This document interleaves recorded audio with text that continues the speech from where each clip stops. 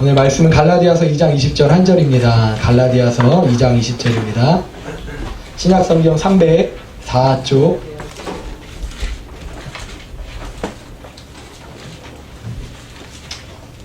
갈라디아서 2장 20절입니다.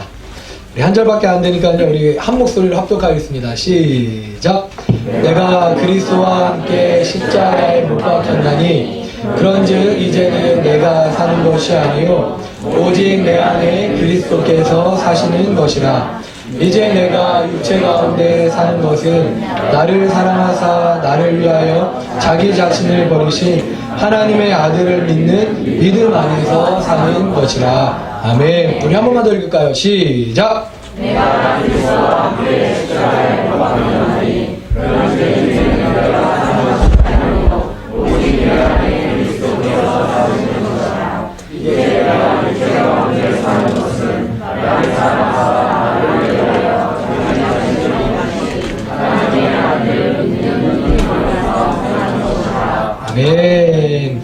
우리 이 시간에 함께 또 아직 안 한 게 있죠? 우리 함께 인사하도록 하겠습니다. 자, 여러분 준비되셨나요? 준비되셨나요? 네. 자, 띄워놓으니까 이제 하실 수 있잖아요. 외울 때도 되긴 했는데. 자, 여러분 어떻습니까? 좋습니다. 별로 안 좋으신 것 같은데.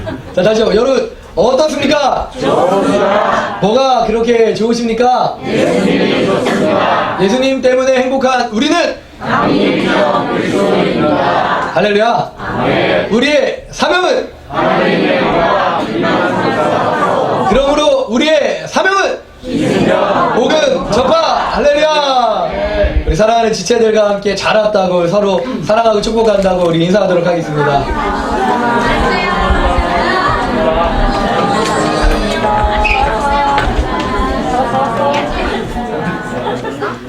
좋습니다. 할렐루야. 특별히 그동안 저의 마음에 계속 아쉬움을 남겼던 우리 담비가 드디어 왔어요. 우리 잘 왔다고 우리 축복 한번 해주시기 바랍니다. 자, 좋습니다. 우리 말씀의 종을 같이 따라합니다. 나는 죽고 예수로 살고. 다시 한번요. 나는 죽고 예수로 살고. 제가 좋아하는 설교들이 있거든요. 저도 설교자지만 저도 설교를 좋아할 수 있잖아요. 얼마든지. 근데 제가 정말 좋아하는 설교가 그래도 베스트 5개가 있다면 그 5개 안에 오늘 하는 이 설교가 들어가 있어요. 근데 원작자는 제가 아니고 우리 복음학교의 김용의 선교사님 들어보셨죠? 네. 복음 선교단 우리 순회 선교단의 김용의 선교사님이 이 설교를 처음 전해주셨는데 제가 이 설교를 듣고 야, 이보다 더 예수 그리스도의 십자가의 죽음과 부활 그리고 주님과의 연합을 정확하게 설명해주는 예화가 있겠나? 라는 생각이 들더라고요. 그래서 부활절마다 사실 이 설교를 또 해요. 부활절마다. 그런데 이번 부활절에는 세례식과 성찬식이 있어서 시간 관계상 못해서 오늘 이 설교를 또 함께 나누게 됩니다. 그래서 원작은 제가 아니라는 거. 네, 근데 중요한 건 원작이 중요한 게 아니라 결국은 우리는 다 원작자가 아니에요. 설교자가 아무리 설교를 아름답게 만들어도 그 설교는 우리의 것이 아니라 주님의 것이에요. 그렇죠? 그래서 오늘도 설교의 진짜 원작자 되신 주님이 이 설교를 사용하시기를 주님의 이름으로 축복합니다. 시대적 배경은 볼 때 제가 생각할 때 그 김용희 선교사님이 지금 60, 70 가까이 되셔서 아마도 그분의 어렸을 때를 배경으로 하지 않았나 라는 생각이 들고 이게 픽션인지 넌픽션인지 사실인지 진짜인지도 알려지지 않고 몰라요. 근데 중요한 건 그게 중요하지 않아요. 오늘 이야기가 두 형제에 대한 이야기인데 그 두 형제를 통한 이 하나님의 은혜 그 두 형제를 통해서 우리가 알게 되는 그 어떻게 살아야 되는지에 대한 걸 우리가 그저 누리기만 하면 되는 겁니다. 여기에 집중하며 우리 함께 이 이야기를 들어주시길 바랍니다. 시작을 해볼게요.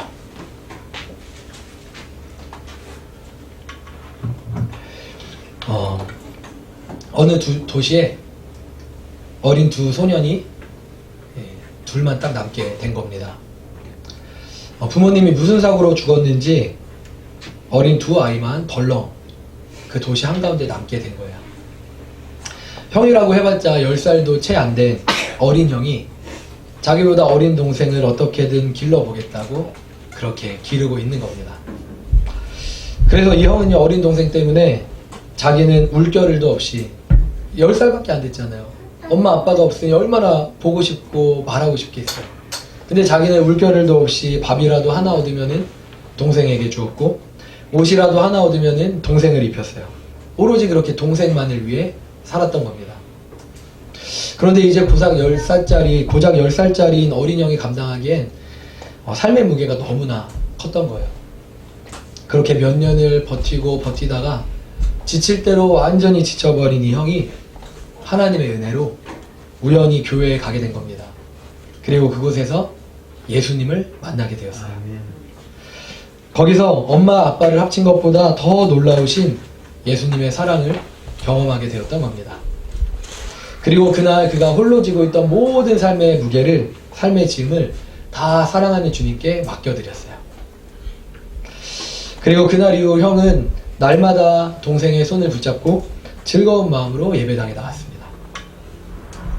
상황이 바뀐 건 없었지만 형의 마음은 즐거움으로 충만했습니다. 그런데 문제는 믿음이 꼭 형과 동생이 같을 수만은 없는지 형의 신앙은 날마다 자라갔는데 동생은 형에 이끌려서 계속 억지로 끌려 나왔을 뿐인 거예요. 어려서는 형의 손에 이끌려서 억지로라도 나왔지만 동생이 이제 제법 크니까 이제 형의 손을 뿌리치고 교회에도 같이 가질 않는 겁니다.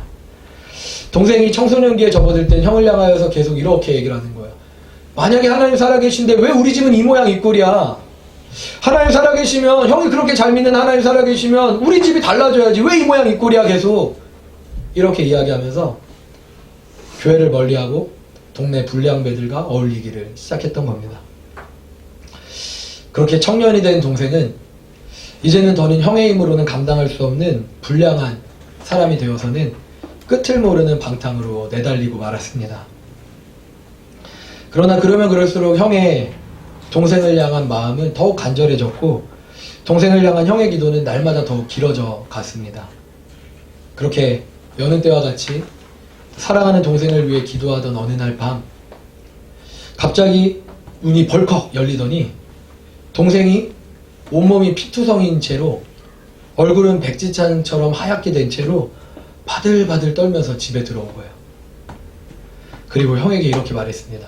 형, 내가 사람을 죽였어. 형, 내가 사람을 죽였어. 알고 보니까 그날 밤 동생은 끝갈 데 없는 방탕 속에서 결국 사람을 잔악하게 죽이고는 더 이상 오갈 데가 없으니까 형 집으로 도망쳐 왔던 겁니다. 동생의 말을 듣고 어찌할 바를 몰랐던 그 형은 일단은 어떻게든 수습을 해야 할 것 같은 부담감에 그냥 자리에서 일어났던 그 형은 그렇게 자신 앞에 와들와들 떨고 있던 그 동생을 붙들고는 피비린내 나는 동생의 옷을 와락 벗기고는 동생을 벽장 문 속으로 밀어 넣었습니다. 그리고 바닥에 널려진 동생의 피 묻은 옷을 잠시 보고는 사랑하는 주님 앞에 기도를 드리고 자신의 옷을 벗어서 벽장에 던지고 동생의 피로 얼룩진 옷을 주섬주섬 걸치기 시작했습니다. 길지 않은 시간 옷매무새를 대충 고쳐질 즈음에 여러 사람들의 어지러운 발자국 소리가 들렸고 그들은 들어오자마자 묻지도 않고 군홧발로 동생의 피 묻은 옷을 입은 형을 군홧발로 짓이겼습니다. 니놈이 사람 죽였지? 물을 게 뭐 있어? 이 옷이 증거 아니야? 하고선 동생의 피 묻은 옷을 입은 형을 막 짓밟기 시작했습니다. 그리고 바로 형을 묶어서 끌고 갔습니다. 너무나 순식간에 일어난 일이었습니다. 그리고 그 사건이 하도 잔악했던 사건이었는지라 여론의 동정을 전혀 얻지 못한 채 재판은 신속하게 진행되었고 판사가 이 사건에 대해 물을 때마다 형의 대답은 늘 한 가지였습니다. 너가 한 짓 맞지? 네. 저는 이 죄 때문에 형벌 받아야 합니다. 네. 저는 이 죄 때문에 형벌을 받아야 합니다. 네. 저는 이 죄 때문에 형벌을 받아야 합니다. 결국 형은 사형 언도를 받게 되었습니다. 그리고 그렇게 형이 감옥에 들어온 후에 감옥 안에 이상한 분위기가 흘러가는 거예요. 그 잔혹한 흉악범 사형수가 들어왔는데 그 사형수가 이상하게도 감옥에 들어와 갖고는 계속 찬송을 부르는 거예요. 보통의 사형수들은 자신의 일을 자랑스레 막 떠벌리면서 내가 이렇게 위대한, 내가 이렇게 대단한 일을 벌였어 라고 자랑을 하는데, 이 사건에 대해서 이 이상한 사형수는 이런 방구 말 한마디를 하지 않는 거예요. 늘 그리고 온화한 미소로 찬양을 하고 있는 거예요. 전혀 사형수답지 않았던 거죠. 그렇게 사형이 집행이 다가오던 어느 날, 그는 간수에게 교도소장을 한번 만나게 해달라고 요청을 합니다. 그리고 교도소장은 사형수의 부탁이니까 무엇이든지 내가 듣고 들어주겠다라고 약속을 합니다. 그러면서 무슨 부탁인지 물어봅니다. 그의 부탁은요, 그냥 편지 한 통을 쓸 테니까 그거를 붙여달라는 거였어요. 어렵지 않은 부탁이죠. 그리고 그렇게 편지를 쓰더니 이 이상한 사형수가 교도소장에게 이렇게 부탁을 하는 겁니다. 소장님, 저는 하나님을 경외하는 사람입니다. 죽을 사형수의 부탁을 좀 들어주시겠습니까? 그래, 그렇게 하지. 그렇다면 누구도 이 편지를 뜯어보지 못하도록 여기에 소장님의 인장을 찍어주십시오. 그리고 약속 하나만 더 들어주십시오. 제가 사형이 집행되기 전까지는 절대 이 편지를 뜯어보지 않겠다고 약속해 주시겠습니까? 그래, 그렇게 하지. 그리고 한 가지만 더. 내일 형이 집행된 후에 여기 적은 주소로 편지를 보내주시겠습니까? 응, 그렇게 할게. 감사합니다. 이게 그 형의 마지막 부탁이었습니다. 드디어 사형 집행날이 하루 앞으로 다가왔습니다. 그날 밤 그는 사랑하는 주님 만날 생각에 너무나 설레었어요. 그러나 한편으로는 어릴 때 엄마 아빠를 잃고는 자기 품에 안겨 울던 그 동생, 지금은 죄책감에 울면서 두려워 숨어있을 그 동생을 생각하면서 간절히 밤이 새도록 울면서 동생을 위해 기도했습니다. 그리고 다음날 아침 사형이 집행되었고 형은 형장의 이슬로 사라지고 천국에 가게 되었습니다. 그렇게 그 이상한 사형수가 죽은 그날 밤이 되었는데, 교도소장은 잠을 자려고 하는데 도저히 잠이 오질 않는 거예요. 도대체가 마음이 심란하고 이상해서 잠을 못 이루겠는 거예요. 그렇게 잠을 못 이루던 그때 마침 하나가 떠올랐어요. 뭐죠? 사형수가 했던 남겨놓은 그 편지. 그 편지가 떠오른 거예요. 그래서 사형수의 그 부탁이 생각나서 부하 직원 하나를 시켜서 직접 편지를 그 밤에 전달하도록 시켰습니다. 그렇게 부하 직원이 주소에 적힌 집으로 찾아가 보았더니 앞을 갔는데 이곳은 도저히 사람 살 수 없는 폐가 같은 집이 나와 있고, 그래도 부탁인지라 몇 번을 계속 두드려 봤는데 응답이 없자 이제 돌아가려고 하는데, 그때 폐가한 판자 사이로 완전히 귀신 같은 놈 하나가 천천히 뚜벅뚜벅 나오기 시작하는 거예요. 형이 간 뒤로 두려움에 한 번도 집을 나와본 적 없던 동생이, 산송장같이 살았던 동생이 이제는 잡히는구나 다 포기하고 나오려고 했던 겁니다. 그런데 부하 직원은 그 동생을 보고 귀신인 줄 알고 깜짝 놀라갖고 편지를 던진 채 막 도망간 거예요. 그렇게 동생이 누군가가 던진 무언가를 발견하고 보았더니 그 겉에 사랑하는 너무나 그리운 형의 필체가 적혀 있는 겁니다. 너무나 반가워서 방 안으로 들어가서 문을 잠그고 편지를 뜯었습니다. 그리고 편지를 뜯고 편지에 쓰여있는 내용을 보는데 첫 줄에 이렇게 쓰여 있었다고요. 사랑하는 동생에게. 사랑하는 동생아, 나는 너의 죄의 옷을 입고 너 대신 죽노라. 그런데 동생은요, 이게 무슨 말인지 이해가 되질 않았어요. 그렇게 첫 문장을 읽고 다시 또 읽고 다시 또 읽다가 어느 순간 그 의미가 깨달아진 순간 동생은 이렇게 외쳤습니다. 안 돼! 우리 형 안 돼! 그렇게 비명을 지르면서 편지를 움켜쥐고는 어디로 갈지도 모른 채 막 온 동네 방네를 막 도시를 돌아다니면서 난리를 치다가 늦은 밤에 형이 있었을 그 형무소로 도착을 했습니다. 바깥에서 막 난리를 치며 횡성수설을 하는데 그 횡성수설하는 사람의 이야기를 들어보니까 문장이 서로 맞지가 않는데 오늘 아침 사용당했던 그 이상한 죄수의 이름이 들리는 거예요.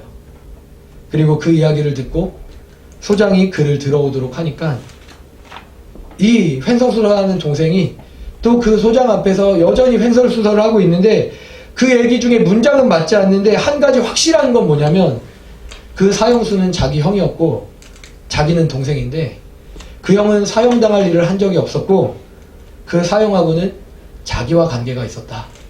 이것이 그 내용이었던 거예요. 교도소장은 들어서도 들을 수도 없는 이야기를 듣게 된 겁니다. 그렇게 화가 난 교도소장은 동생의 멱살을 잡으면서 이렇게 말했습니다. 야, 이 자식아! 야, 이 더러운 자식아! 그만해! 떠들지 마! 너하고 이 죄하고는 이미 상관이 없어!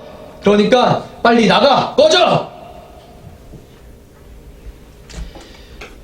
그렇게 쫓겨난 동생이 알게 된 한 가지 사실은 이제 더 이상은 사랑하는 형을 만날 수 없다는 것이었어요. 있을 때는 몰랐지만 형을 만날 수 없게 되자 자기에게 형이 얼마나 소중한 존재였는지를 비로소 깨닫게 된 겁니다. 자기만을 사랑했던 형, 자기를 위해서만 살았던 형, 무엇 하나라도 있으면 자기를 돌보지 않고 나에게만 주었던 그 형. 그런데 그 사랑하는 형을 영원히 만날 수 없다는 절망감에 집으로 돌아온 동생은 통곡을 하면서 울며 불며 형의 이름을 외쳤습니다. 그러면서 그 안에 이런 절규가 흘러나오는 거예요. 어떻게 하면 내가 형을 만나지? 어떻게 하면 나 형을 만날 수 있지? 어떻게 하면 나 형을 만날 수 있지? 그런데 동생은 어렵지 않게 그 방법을 알게 되었습니다. 그건 바로 지금 형은 어릴 적 자신과 함께 다녔던 교회에서 이야기했던 형이 그렇게나 사모하며 나에게 얘기했던 그 천국에 가 있었다는 거예요. 형이 천국에 가는 건 확실하다는 거예요. 그런데 동생은요 또 한 가지를 알게 되었어요. 그게 뭐냐면 더러운 죄인인 자기는 형과는 달라서 그곳에 절대 갈 수 없다는 사실을 알게 되었습니다. 그래서 이 동생은요 하나님께 그냥 매달려 기도하기 시작했어요.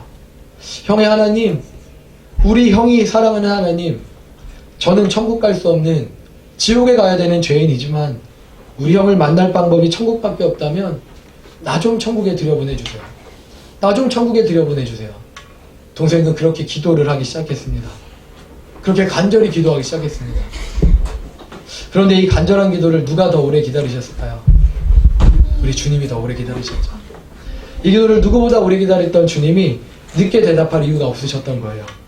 그리고 무엇보다도 동생은요 십자가의 은혜를 이해하는데 어려움이 없었어요. 왜냐하면 형이 이미 동생에게 십자가의 모든 것을 보여주었기 때문이에요. 그렇게 그날 밤 그 불쌍한 동생은 형이 죽을 때 함께 죽었던 그 동생은 이제는 그가 아닌 전혀 다른 사람으로 다음날 아침을 맞이했습니다.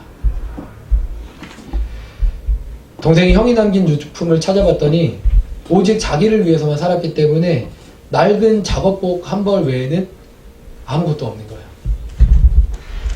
그러다 어제 너무 큰 충격에 한 줄밖에 읽지 않았던 그 편지를 발견하고 나머지 줄을 다시 읽기 시작했습니다. 둘째 줄이 하나 더 적혀져 있는데 이렇게 적혀져 있어요. 첫 줄은 이렇습니다. 사랑하는 동생아, 나는 너의 죄의 옷을 입고 너 대신 죽노라. 그리고 둘째 줄엔 이렇게 적혀 있었어요.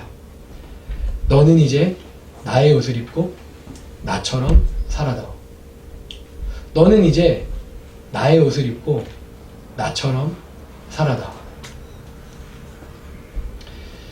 그렇게 그날 아침 그 동생은 조용히 마당 앞에서 자기가 이전에 행했던 모든 더러운 물건들을 모두 끌어다가 다 태워버렸습니다. 왜냐하면 형이 자기의 이름으로 죽었기 때문에, 형이 죽던 그날 자기도 죽었기 때문입니다. 그리고 그날부터 형의 옷으로 갈아입고 형이 하던 모든 일을 고스란히 하기 시작했습니다. 주일이 되면은 형이 다녔던 교회에 가서 형이 입은 옷을 입고 형이 다녔던 교회에 가서 형이 앉은 자리가 어딘지 교인들에게 물어보고 형이 어떻게 예배드렸는지를 물어보고 형이 앉은 자리에서 형과 똑같이 그 교인들이 대답해 주었던 대로 얼마나 주님을 사랑한 사람이었는지 그 이야기를 들은 대로 형과 똑같이 예배드렸던 거예요. 그리고 형과 똑같이 찬양하고 형과 똑같이 봉사하고 그렇게 늦은 밤 다시 집으로 돌아왔던 겁니다.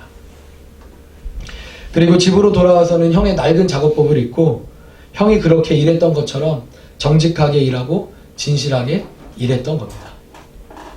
그래서 그 도시의 사람들은 몸은 분명히 동생인데 하는 짓은 꼭 형처럼 하는 이상한 한 사람만 남아있는 걸 보게 되었습니다.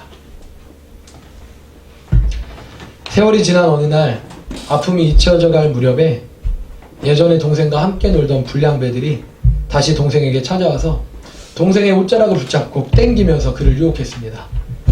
살았으면 다시 즐겨야지. 살았으면 다시 즐겨야지. 그런데 그럴 때마다 동생의 대답은 한결같았습니다. 이 옷의 주인은 그런 짓 하지 않았어. 이 옷의 주인은 그런 데 가지 않았어. 이 옷의 주인은 그런 말 하지 않았어. 여러분, 이게 바로 오늘 우리가 읽었던 본문의 이야기예요. 오늘 본문은 이렇게 얘기합니다. 내가 그리스도와 함께 십자가에 못 박혔나니 그런즉 이제는 내가 사는 것 아니요 오직 내 안에 그리스도께서 사는 것이라. 이제 내가 육체 가운데 사는 것은 나를 사랑하사 나를 위하여 자기 몸을 버리신 그리스도 하나님의 아들을 믿는 그 믿음 안에서 사는 것이라. 여러분, 어떤 이야기인지 이해되어지시죠? 그 동생이 어떻게 살게 되었을지, 동생이 마지막 날까지 어떻게 살게 되었는지를 이해되시죠? 근데 여러분, 동생은요 형을 통해 그 은혜를 누렸지만 결국 그 동생이 형을 통해 만나게 된 건 누굴까요? 예수 그리스도예요. 예수님이 진짜 날 위해 이 일을 하셨구나. 형도 그래서 날 위해 이 일까지 할 수 있었던 거구나. 그리고 예수 그리스도를 따라 살았던 게 동생의 이후의 삶이었던 겁니다. 다시 말해서 동생에게만 그 형이라는 특별한 존재가 있었기에 동생이 그렇게 살 수 있었던 게 아니라 동생이 결국 형처럼 살 수밖에 없었던 건 형을 그렇게 바꾸었던 예수님을 만났기 때문입니다. 여러분, 오늘 저와 여러분도 예수님의 십자가를 알고 있어요. 예수님의 부활을 알고 있어요. 예수님의 부활의 의미가 무엇인지를 우리가 알고 있어요. 그렇다면 오늘 우리도 그렇게 살아가야 되는 줄 믿습니다. 우리가 너무나 많이 얘기했지만 오늘날 기독교가 왜 기독교의 이름을 얻었습니까? 그건요 바로 저와 여러분 때문이에요. 그리스도인임을 사람들이 아는데도 불구하고 그리스도인답지 않게 사는 우리들 때문에, 그리스도인이면서 양보하지 않는 우리들 때문에, 그리스도인이면서 우리의 것을 놓으려고 하지 않는 우리들 때문에, 그리스도인이면서 그리스도의 사랑을 나타내지 않는 우리들 때문에 세상은 우리를 통해 그리스도를 알지 못하고, 그래서 우리를 기독교라는 이름으로 폄하하고 있는 겁니다. 그런데 그 이름을 바꾸는 것도 우리예요. 누가 바꿀 수 있냐면 형을 닮은 동생처럼 예수 그리스도를 닮은 우리가 바꿔낼 수 있는 것입니다. 믿으십니까? 여러분, 부활을 지나가면서 여러분은 얼마나 주님을 닮은 하루하루를 살아가고 있는지 돌이켜보기 원해요. 만약에 여러분들이 주님을 닮은 하루하루를 살아가지 않고 있다면, 주님을 닮으려고 애쓰며 살아가지 않고 있다면 그건 우리 주님의 십자가와 죽음이, 부활이 우리에게 그 정도의 영향력이 없다는 거예요. 주님의 십자가와 부활이 그런 의미를 담고 있지 않다는 것이 아니라 우리가 그 주님을 그만큼 사랑하고 있지 않다는 증거입니다. 여러분, 그래서 저는 권면해요. 우리 주님을 그렇게 사랑할 수 있기를 주님의 이름으로 축복합니다. 아멘. 죄인된 우리가 달려있던 그 십자가에 죄 없으신 주님이 달렸던 그때 우리의 죽음의 자아, 우리의 못난 자아, 우리의 죄의 자아도 이미 못 박혀 죽은 것입니다. 나의 옛적 삶은요 십자가에서 이미 죽은 거예요. 그러면 다시 태어난 주님과 함께 우리는 어떻게 살아가느냐? 의로우신 주님과 함께, 죄를 짓지 못하시는 주님과 함께 우리도 죄 없는 모습으로 살아가야 하는 것입니다. 물론 우리 살아가면서 연약하여서 죄 질 수 있어요. 근데 괜찮아요. 다시 또 죄 짓지 않는 주님을 닮아 살면 되는 거예요. 그 자리에서 다시 일어나 살아가면 되는 거예요. 이 자리에 있는 저라고 죄를 짓지 않고 살까요? 주님의 부활을 닮아가며 산다고 저도 죄 한 번 짓지 아니하고 살까요? 전혀 그렇지 않아요. 저도 하루에 많을 땐 몇 번, 10번, 20번, 30번, 100번도 죄를 지을 수 있을 거예요. 그러나 그럼에도 불구하고 제가 다시 이 자리에서 이 이야기를 하는 이유는 저는 연약하지만 저는 주님이 저를 대신하여 죽었기 때문이에요. 그래서 제가 그 주님을 기억하며 살아갈 때 주님은 저에게 주님을 닮아 살아갈 힘을 그때마다 부어주시기 때문이에요. 그리고 돌이켜보잖아요. 그러면 이전에 저와는 분명히 다른 삶을 지금 살고 있더라는 거예요. 이전에 저와는 분명하게 다른 삶을 제가 살고 있다는 거예요. 10년 전에 저와 5년 전에 저와 3년 전에 저와 2년 전에 저와 1년 전에 저와 다른 좀 더 성숙한 주님을 닮은 모습으로 살아가고 있다는 것입니다. 그렇다면 여러분에게 묻겠습니다. 여러분은 주님을 인격적으로 만난 지 얼마나 되셨나요? 주님을 만난 지 얼마나 되셨나요? 그렇다면 주님을 만난 지 오래되었다면 여러분들은 10년 전 주님을 만났던 그때와 오늘 얼마나 많이 성숙하여져 있나요? 얼마나 많이 주님을 닮아 있나요? 5년 전에 여러분과 지금의 여러분은 얼마나 많이 달라져 있나요? 주님 안에서 성장하고 주님을 닮아가고 있다면 어제의 나와도 달라야 되는데 여러분은 얼마나 주님을 닮은 모습으로 오늘 살아가고 있나요?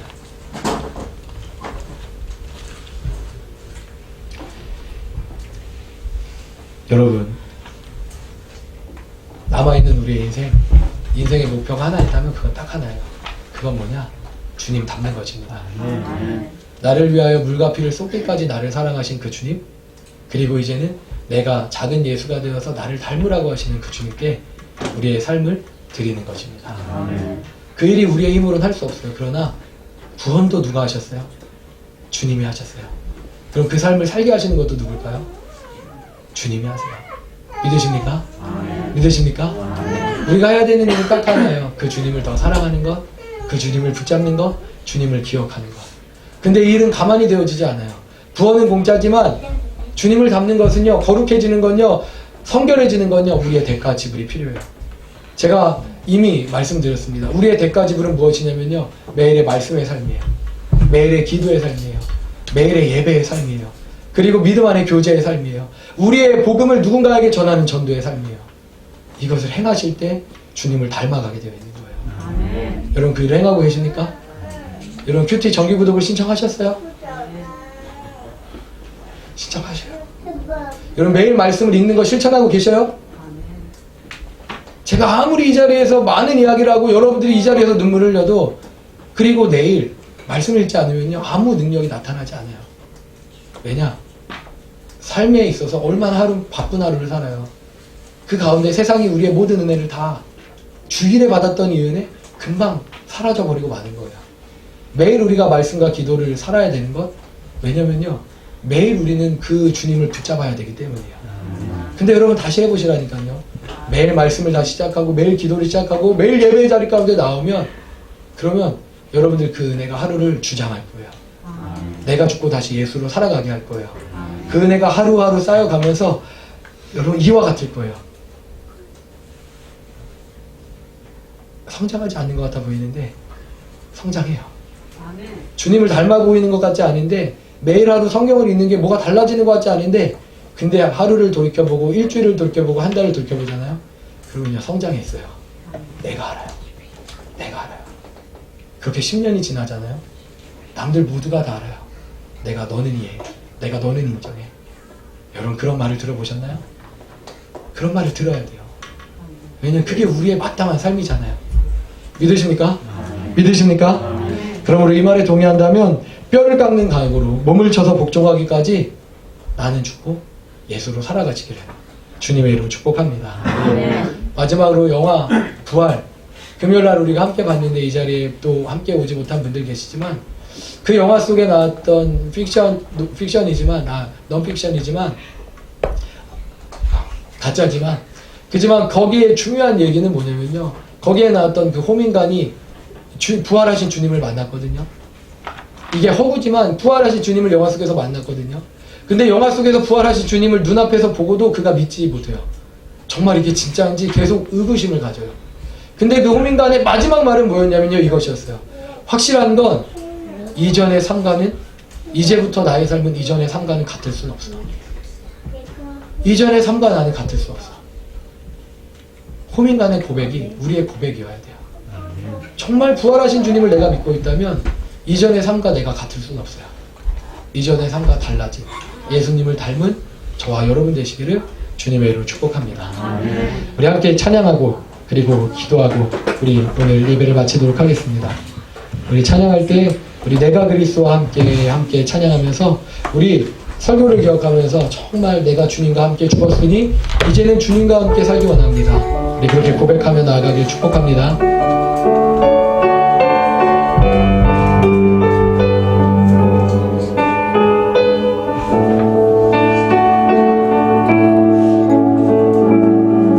우리 함께 찬양합니다. 내가 그리스도와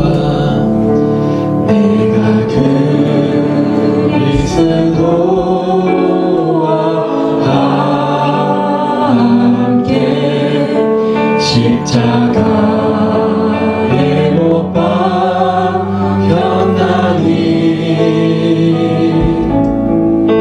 그런즉 이제 내가 산 건 아니요 오직 내 안에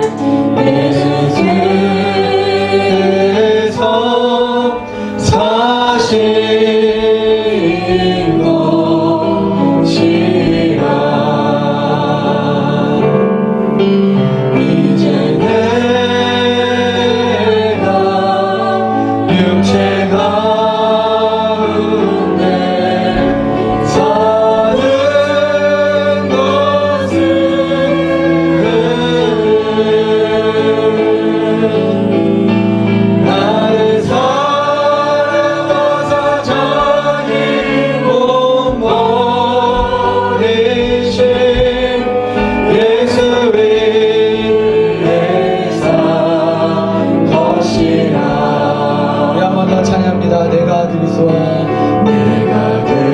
우리 가슴에 손을 얹고 이 시간 함께 찬양합시다.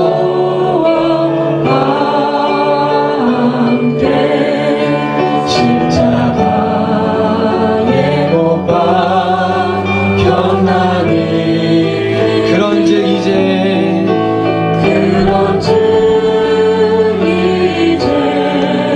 내가 산 것 아니요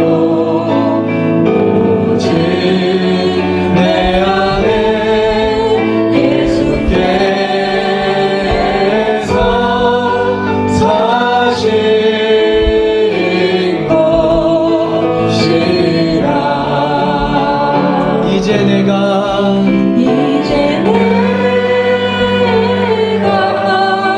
육체 가운데 사는 것은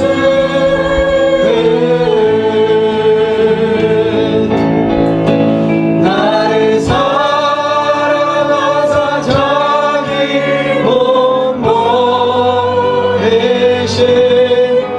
예수 위에 산 이제 내가 육체 가운데 이제 내가 육체 가운데 사는 것은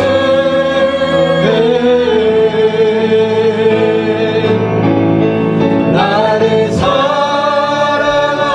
자기 몸 버리신 예수 위에 산 것이라. 우리가 눈을 감고 함께 기도하겠습니다.